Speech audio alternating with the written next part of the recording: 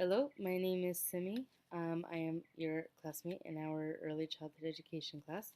I have started with making note cards and also having my phone, so I have my notes available that I've made for this video. I've started with introducing myself. My name is Simi. My first name is Simrat Main. I am Indian, Sikh, Punjabi. I follow Sikhism. I am Punjabi, which is the northern part of India. That helps locate where I'm from. And so going on to work and career, I work as a paraprofessional and I also am a one-on-one with a child that has autism. Short term, I would like to work with students from kindergarten to third grade, hopefully some of fourth. I really want to learn with what I can do or what can I do and where I'm hopefully meant to be and experience different age groups.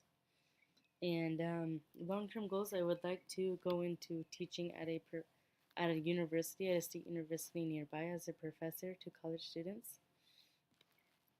Now going into our California ECE competencies. I have picked relationships, interactions, and guidance, which is all into one section. There are other sections that are provided, but relationships, interactions, and guidance goes into one section itself.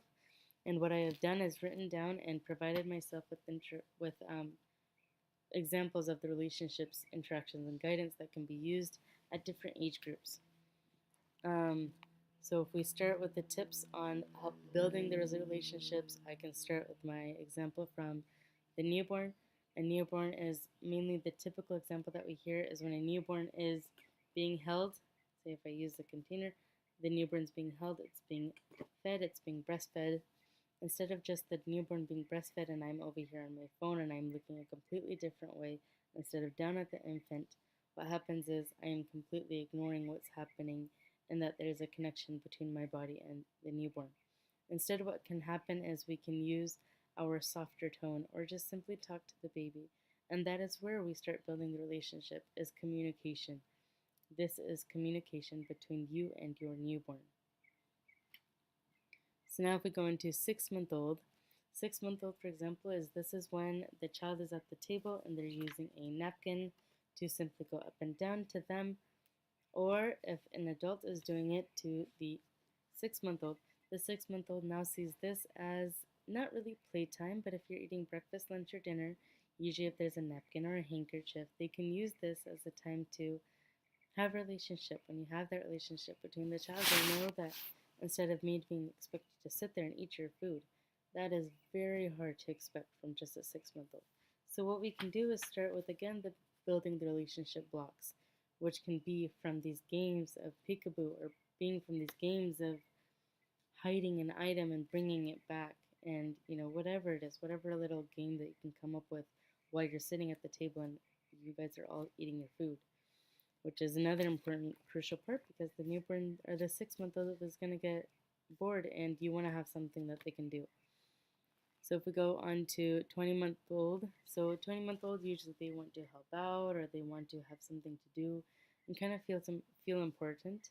So what we want to do is say if they're having fruit or something cut up, they can hold the bowl or they can hold their utensils, and they have an important job. Instead of just doing everything for them and then giving it to them, they want to take part in what you're doing. So say if I'm cutting fruit, let's use fruit as an example. If I'm cutting fruit for the 20-month-old, what can happen now is I have them hold the bowl and the utensil as I'm pouring the fruit into their bowl. They feel like, yes, I have an important job because you say, okay, make sure you hold that bowl still, don't move it, or whatever it is, whatever type of communication you use, but the child feels important because they know if they drop that bowl, down goes the fruit. Now we have to clean it up and we have to do this all over again.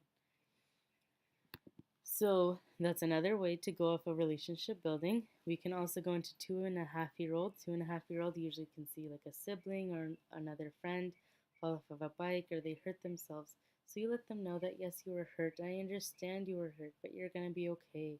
You are just letting them know you understand. Yes, you were hurt. You were in pain, but everything's going to be okay. Again, this goes into relationship interactions and guidance between you and the child that you have. Hopefully these examples have helped, and I hope to see the rest of your videos.